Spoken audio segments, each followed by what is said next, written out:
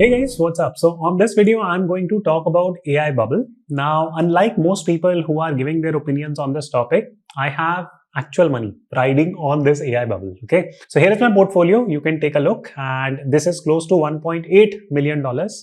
Most of these bets are AI bets. I'm showing you my portfolio live. So it's not as if that I'm making up this data.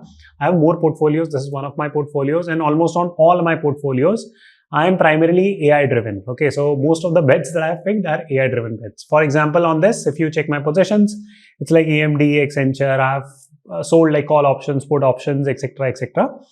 And almost 90% of my portfolio is AI. So I have a lot to lose if my macro thesis that I'm presenting on this video goes wrong. Okay. So yeah, so that's the key emphasis that I wanted to stress upon. So it's not as if that I'm just speaking without substance. I have skin in the game. So I've done a lot of research, which I'll present on this video. This is going to be a detailed note.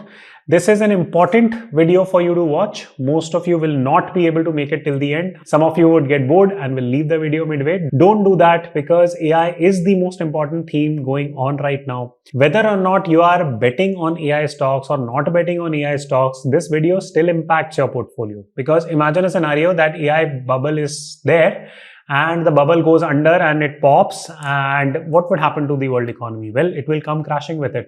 So whatever you're holding in other segments also are going to crash. So long story short, this is an important video, and without wasting any time, let me jump right into my presentation. 3 questions come right off the bat that, hey, are we in an AI bubble? Short answer is a yes. Okay. Second key point, and this is the point that people don't talk much about, is that will this bubble sustain? My answer to that is a yes. Why? I'll explain in the video. Third is that will the US economy collapse? Because if the AI economy collapse, then will the US economy go under with it? Then the answer again is a yes. And all these 3 points are kind of interrelated. You need to understand it. So maybe let me just tell you a little bit more about what's happening in the US economy. So see, in the US economy, what's happening right now is that there is like AI plus other sectors. So if you add both of these, the growth rate of US economy is positive. But if you delete AI from US GDP, and if you're just considering other sectors, the US economy is net negative growth rate. Now, this is fairly big. Why am I telling you this? Because you need to look at this entire story, this story that I'm talking about of GDP growth in context of US's current debt equation. So right now, US is around $38 trillion of debt. This has become a very talked about issue over the last few months because the entire trade war, why did it originate? Because of US debt. That, okay, US debt is very high. Donald Trump is saying that, you know what, I'm going to tariff the hell out of everyone, get money and repay this debt. So this is what Donald Trump is saying. But source of everything, right? Gold price is going up. Why is it going up? Because the US debt is going up. So people have stopped trusting the US dollar, so to say. Long story short, the core of the argument is this 38 trillion US dollar debt. Now, here is where people miss the AI bubble story. Let's see, there is a method to this madness. There is a hypothesis with which Donald Trump or US administration is operating. You can continue to critique that, hey, that hypothesis is not wrong, right, this, that stuff. But most of the investors do not even understand what that hypothesis is. That, okay, what is US's plan to pay off this debt? Because everyone is talking about debt is very high, everyone understands it, but what's the game plan of repaying this debt? See, there are 2 ways to sort of repay your debt. For example, and let's understand it via a very simple example. So let's say that you took a home loan and it was 2 crores, right?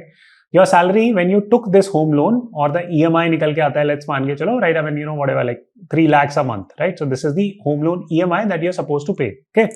Now you had a salary, right? When you took this home loan, so your salary was 5 lakh a month. So no problem, it's fine, you can easily repay this EMI. But what if there is a situation where you lose this job? What will you do? Well, you will try to find another job, or you will try to raise an alternate source of income, and through that you will try to continue to pay this EMI. Okay, so this is the game plan, right? So there is a game plan in the US. So for this, you need to study this chart. Okay, so what is happening in the US economy, that US also has a game plan of repaying this debt of $38 trillion. And the game plan is really simple. Their game plan is that, hey, let's increase our GDP by a lot, right? So this is an obvious plan. This is like you saying that, hey, my home loan EMI is like, 3 lakh rupees a month. Let me go out and try to make get a job of 10 lakhs, okay, a month. Because if I'm able to do that, my EMI problem is gone away. And that is correct, right? So this is one big part of the equation that no one is talking about, that how is it that US economy can actually grow faster? And it all comes down to AI spending, okay? So basically what is going to happen is, and this is how this flowchart will work, that a lot of money is being put into AI spending. For example, Meta has publicly announced that they are going to spend roughly $600 billion by 2028 on AI related ventures. This is just one company that is going to spend so much money on AI. Now, what does AI spending do? Now, number one thing that the AI spending does is that it pushes the GDP up, because this is capital expenditure. Okay, so the more the companies spend on something, whatever that thing is, more the GDP goes up, and this is good for the US. Second is that there is an actual value add of this AI, right? And what is that value add? Well, this is productivity increase. Now, how does this productivity increases? Let me just talk about a very specific example of Waymo. Okay, so Waymo is a autonomous. Autonomous means that it's a self-driving car. Okay, and it can be powered by EV, or it's an electric vehicle. So basically, Waymo has these type of devices. You fit it on a taxi, you operate a taxi fleet, and it can operate theoretically 24/7 on its own. Okay, so this is a real use case of AI that I'm talking about. Now, what would happen? So how does this play out in the real world? Because people are saying that, what, AI is like a bubble and it will crash this, that stuff. But let's work through Waymo's example. So see, what is happening in taxis right now? So for example, if you take Ola, Uber, whatever, basically there is a driver or a human driver. How much can he drive? Well, in a day, even if he's overworked, he'll drive maybe like 12, 13 hours, 14 hours. That's the maximum productivity a human driver has. Now, if I pose the question that technically, how much in a day can Waymo fleets operate? Well, they can operate 24/7. So this is almost 2x the productivity increase, because right now, let's say that we have 100 cars and 100 drivers, they are operating on 12-hour basis, okay? But now if you have 100 Waymos operating 24/7, then the productivity is how much? Productivity goes 2x. So let me go back to this flowchart that I was speaking about, that AI spending increases the GDP in the short term, right? It pushes the GDP of US up. There is an actual use case of productivity, that the productivity is also going up due to AI. Now, what does that lead to? Well, according to Cathy Wood, it leads to deflation. Now, what is the meaning of deflation? It means that, for example, taxis right now cost, let's say, $20 an hour, right, for traveling. Now, because there is 2x productivity, taxis will now start costing $10 an hour. Now, extend this argument in the entire economy. For example, when it comes to medicine, right, or doing like robo-surgeries, talk about tutoring, right, or bringing the cost of education down. If you add all these things up, what will happen is that there will actually be a price decrease, right? Now, if there is a price decrease, then debt can be deflated away, right? Debt can be deflated away through two things. One is due to increased GDP, right, which will come from higher productivity.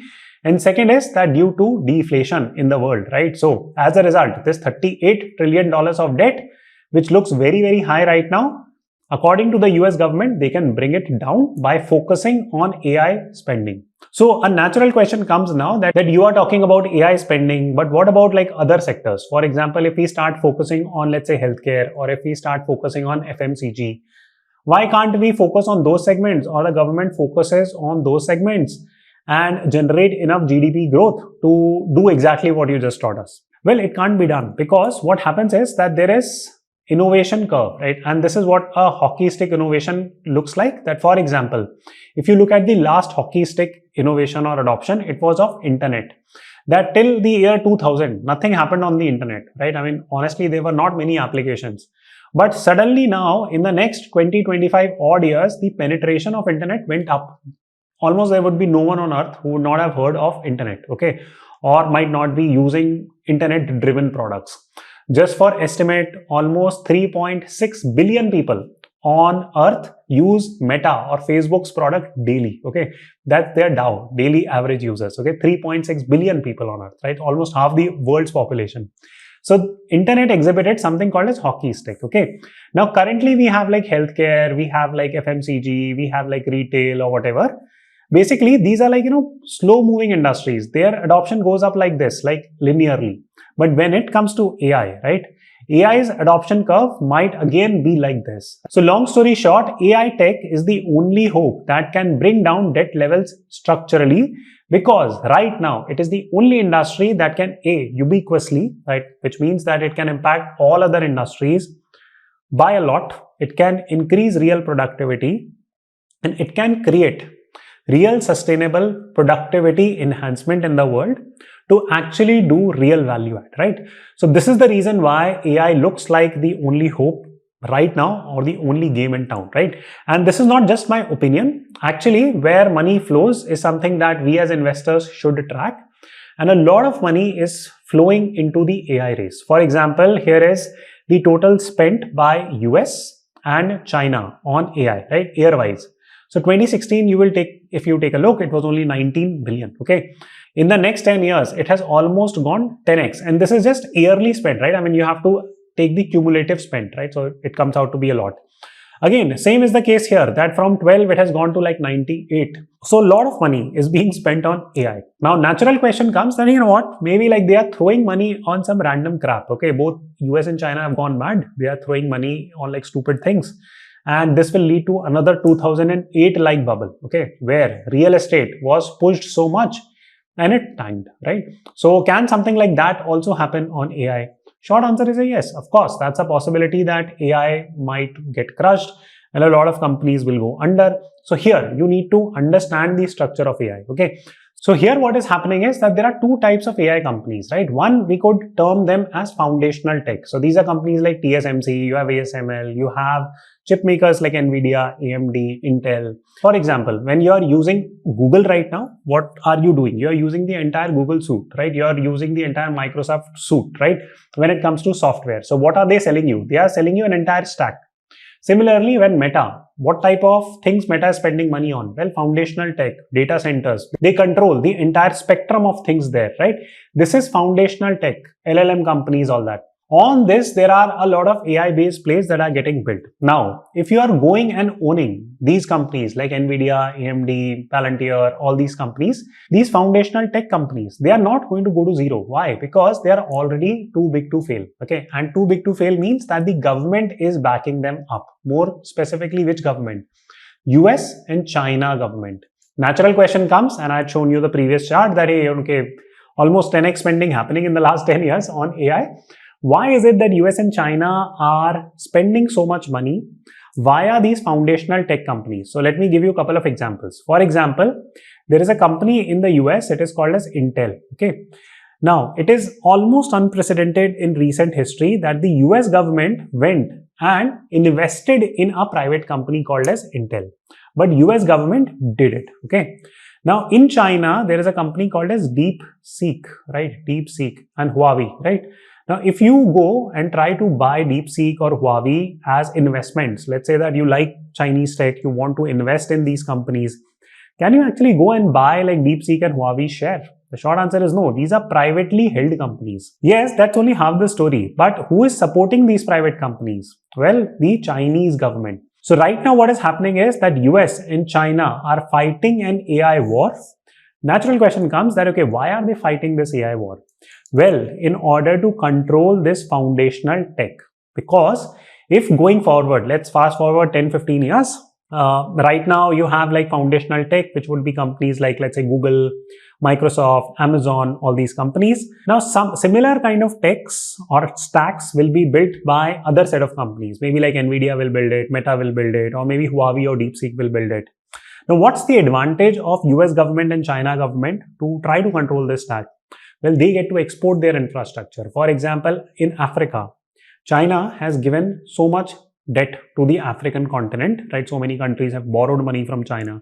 What will China make them do? Well, they will try to make these African countries dependent on them. How to make them dependent on them? Well, by asking them to build their entire foundation of AI based on Chinese tech or American tech. Now, America is also playing with something very similar. So now I live in UAE, and here again, very recently Donald Trump came, right? And then they started kind of talking about like bringing in US stack to UAE, right? And so basically, like, I mean, long story short, what is happening is that US and China are going head on. They need to control this foundational tech. Whoever has supremacy will eventually end up exporting this entire stack of AI to different parts of the world. This game has already played out in the past with Microsoft, Meta, and all that stuff. The next layer of companies, whichever will come in the AI domain, which will dominate this game, will continue to export that tech stack. And whoever controls the tech stack ends up getting a lot of hard and soft power and a lot of money in the game, right? A clear case study is that the evolution of India's IT industry, that if you consider, for example, if I ask you a very basic question, that who made more money, right? Did Microsoft, Google make more money, or did TCS make more money? You'll say TCS made a lot of money, this, that stuff. Okay, agree, right? But did they make more money in terms of OPM or operating profit margin compared to, let's say, Google or Microsoft, right? So that was the internet revolution game. Now then what happened? For example, all the sharks that you're seeing like Boat, this, that stuff, what are they doing? Well, they are assembling in India, right? Boat pura ka pura nikal ke aata, right, from Chinese manufacturers. So who do you think makes more profit, Boat or those Chinese manufacturers? Well, that's the long story, right? That whoever controls the core or the stack is the one who ends up making more money. So in summary, let me try to answer what's the cost of not winning this AI race, right? So for example, let's say that if US wins the AI race, what will they get? Well, again, they are Fortune 500 companies. Most of them will end up being in the US. If US loses this race to China, then there is a good possibility that a large chunk of the Fortune 500 companies, now 300 out of 500 companies in China might become like Fortune 500 companies. So that's the cost of not winning this race, and therefore US government has jumped in by supporting companies like Intel, Nvidia, all those companies. China has already been supporting their group of entrepreneurs in terms of winning this race. Okay, where is India? I will not comment. I will let you guys decide. You guys can use internet perplexity, whatever, right, and figure out the answer. Okay, so that brings us to a very interesting conversation, and this is a chart that you might be seeing very frequently, right? I mean, Palki Sharma and all that have also explained all this, that hey, circular financing is happening, that Nvidia will go to OpenAI and say that, you know what, OpenAI, you are fuddu, right? And you don't have any money. So what we will do is that we will invest money in your company. Then suddenly, looking at this, the investors will get excited, and suddenly the valuation of OpenAI goes up, and then OpenAI puts some chip orders with Nvidia, and Nvidia gets rich. So this circular economy is like, you know, messed up. Okay, again, going back to the macro thesis, right? Okay, fine, right? Let's say this is a way of financing. Okay, do you think that this $38 trillion of debt that we spoke about, well, the government, right? These decisions, for example, the circular financing decision of AI is being approved by the government, right? Government wants to play this AI game right now. Why? Because that's the only game in town. That's the only industry which can grow fast enough to deflate away the debt. If this experiment fails, if this entire AI experiment fails, not only will the circular financing fail, but the entire economy will collapse with it.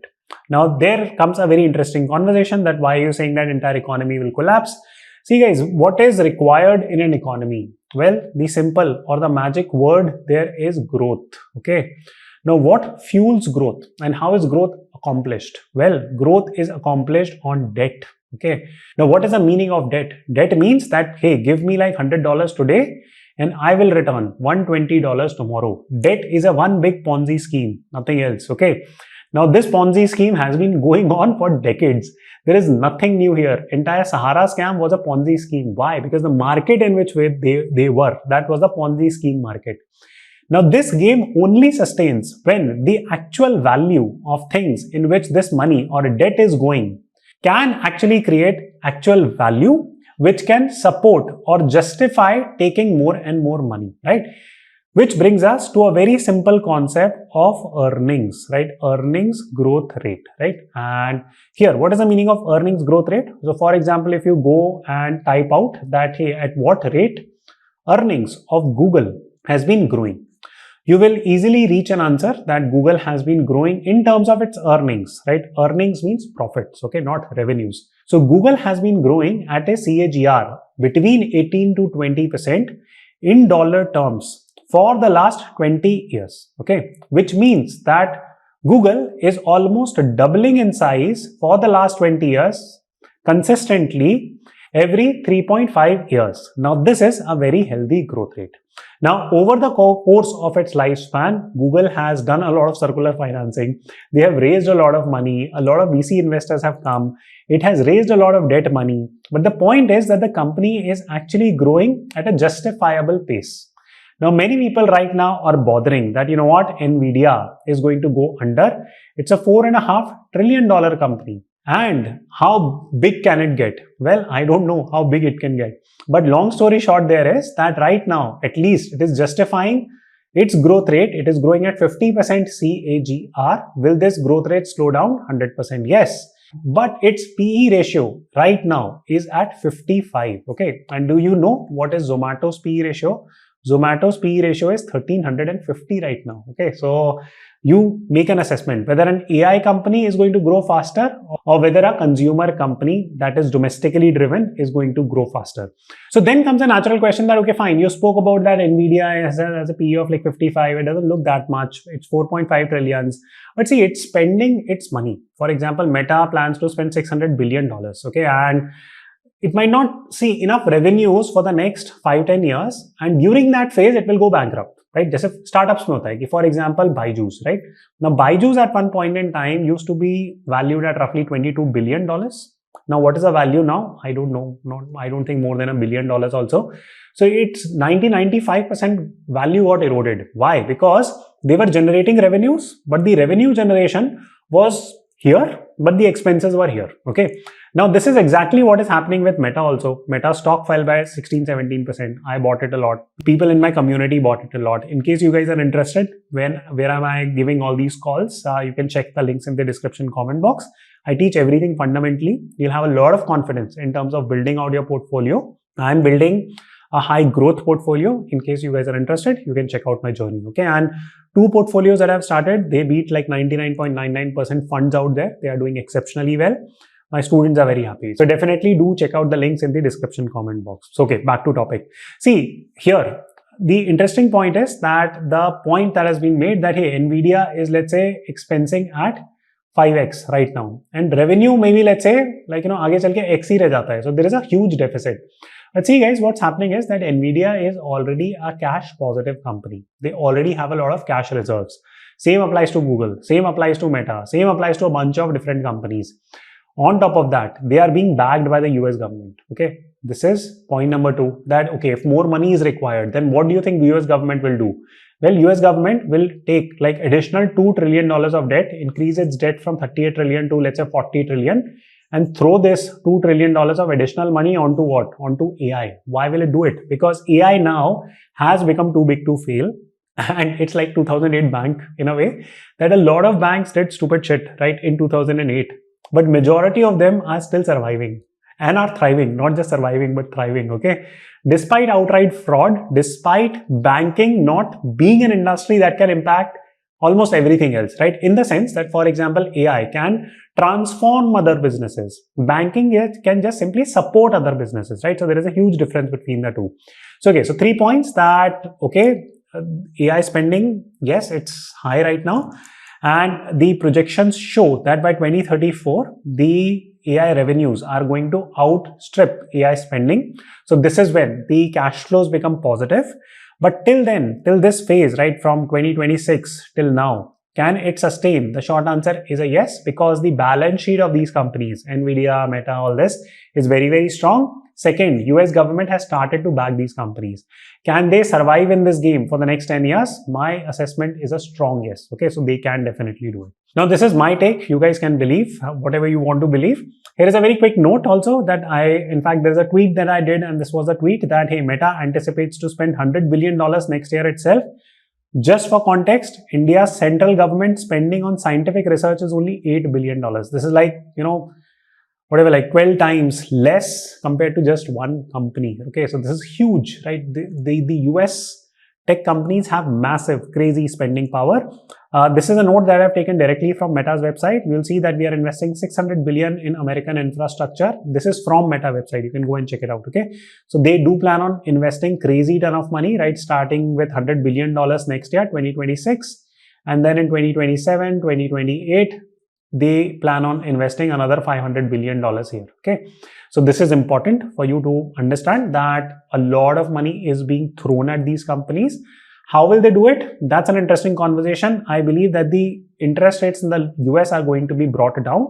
Additional debt is going to be raised, whatever 2-3 trillions. These companies are going to get their hands onto this debt, right? And are going to then further make investments. This will become like a 2020 to 2021 phase. And this is the reason why I feel that AI story is not even half mature as of now. Okay. So there is a lot of money to be made on these AI bets. Now, how will all this be funded? Well, again, you can check, right? And this is not the first time that such a thing. I've already covered this, but I'll just quickly take you through it. See, in 2008 also there was a spike, right? In 2020 also there was a spike. There was another $160 billion stimulus, $410 billion stimulus. In 2025, right, recently Trump wrote something that he's going to give like a $2,000 check to every American. Now that's again debt financing in a way. Their national debt is 38 and is projected to go to 40 trillion very soon. Okay, so this is not slowing down. Whatever this additional money is made, it goes to the top players first. Okay, so for example, in 2020, a classic case study was that a lot of additional money was printed into the economy. Majority of it went to M7 companies. This time around also, whenever this game is played, again, this money will go to M7 companies. Now, what's the implication? That if you are an investor, how you should think about this? Now, here is the post that I was talking about. I had posted this on Twitter.